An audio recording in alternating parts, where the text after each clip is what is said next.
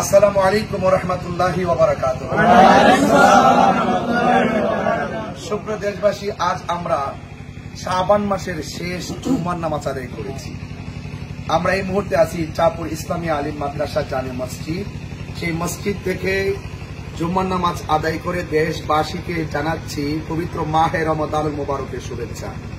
দেশ এবং প্রবাসে সকলের কাছে আমি শুধু একটি মেসেজ দিতে চাই, পবিত্র মাহে রমাদানুল মুবারকের পবিত্রতা রক্ষা করুন এবং দীর্ঘ 1 মাস সিয়াম সাধনার মাধ্যমে আল্লাহ পাকের রেজামন্দি হাসিল করুন। প্রত্যেক সংসারের অভিভাবকদেরকে বলবো, আপনারা নিজেরা রোজা রাখবেন এবং আপনার সন্তানদেরকে রোজা রাখার জন্য বাধ্য করবেন, কারণ এই বিধানটা স্বয়ং আল্লাহ রাব্বুল আলামিন। আল্লাহ রাব্বুল আলামিন বলেছেন, ইয়া আইয়ুহাল্লাযীনা আমানু কুতিবা আলাইকুমুস সিয়াম কামা কুতিবা আলাল্লাযীনা মিন ক্বাবলিকুম লাআল্লাকুম তাত্তাকুন। এই রমাদানুল মুবারকের রোজা ঈমানদারদের উপরে ফরজ করা হয়েছে। রাসূল করিম সাল্লাল্লাহু আলাইহি সাল্লাম বলেছেন, রোজাদারের মুখের দুর্গন্ধ আল্লাহর কাছে মেশকে আম্বরের চাইতে আরো সুগন্ধ। রমাদানুল মুবারকে শেষ 10 দিন ইতিকাফ রয়েছে, অবশ্যই ইতিকাফও করবেন, কারণ যেই ব্যক্তি ইতিকাফ করবে 10 দিন তার আমলনামায় 2টা হজ আর 2টা উমরার সওয়াব দেওয়া হবে।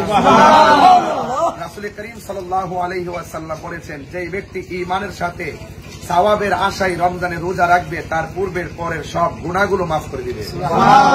এই রমাদানুল মুবারক হলো কোরআন নাজিলের মাস, শাহরু রমাদান আল্লাযী উনজিলা ফীহিল কুরআন।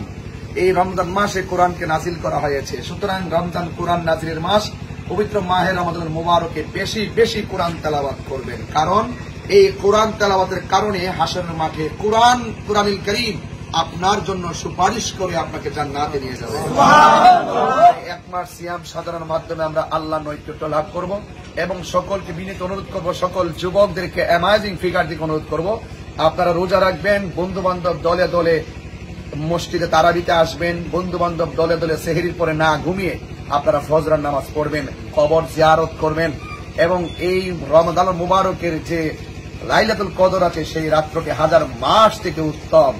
এই জন্য আল্লাহ আমাদের সকলকে রমাদানুল মুবারকের পরিপূর্ণ হক, পরিপূর্ণ বিধান পালন করার তৌফিক দান করে আমিন।